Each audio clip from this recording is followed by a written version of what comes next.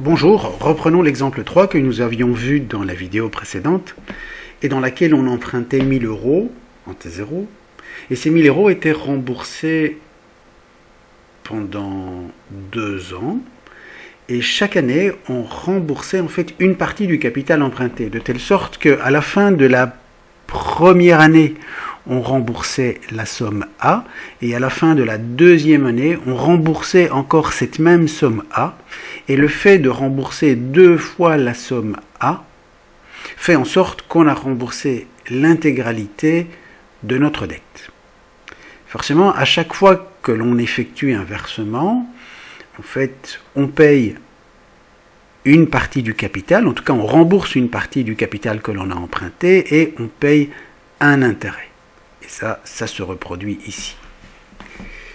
Et au cours de tous les exemples précédents, on a vu que l'on pouvait établir en fait une égalité entre une valeur actuelle et des sommes futures. Mais cette égalité, on peut l'établir à condition d'actualiser ces sommes futures en T0.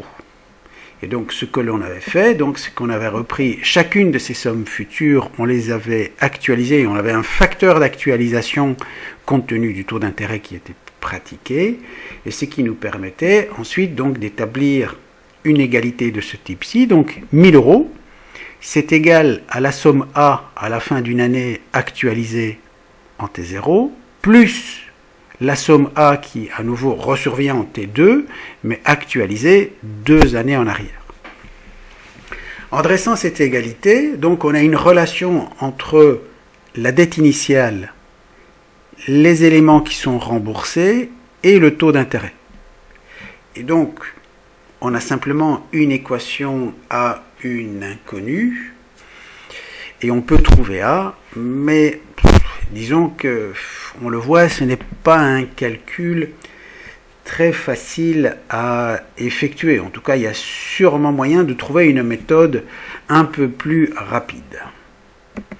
Et pour ça, intéressons-nous à une situation un peu plus complexe encore, où au lieu, vous voyez, de rembourser les 1000 euros sur 2 années, on va en fait rembourser les 1000 euros sur une période de 6 ans en effectuant un versement à la fin de chaque année, et ce pendant 6 ans. Donc on voit, à la fin de la première année qui suit la conclusion de l'emprunt, on verse la somme A, on reverse la somme A 1 an plus tard, et ainsi de suite pendant 6 ans. Et cette somme A, donc, elle est identique. Donc c'est la même somme qui est versée pendant 6 ans, et au bout de 6 ans, on a remboursé l'intégralité de la dette. Donc à chaque versement, on rembourse une partie du capital et on paye une charge d'intérêt.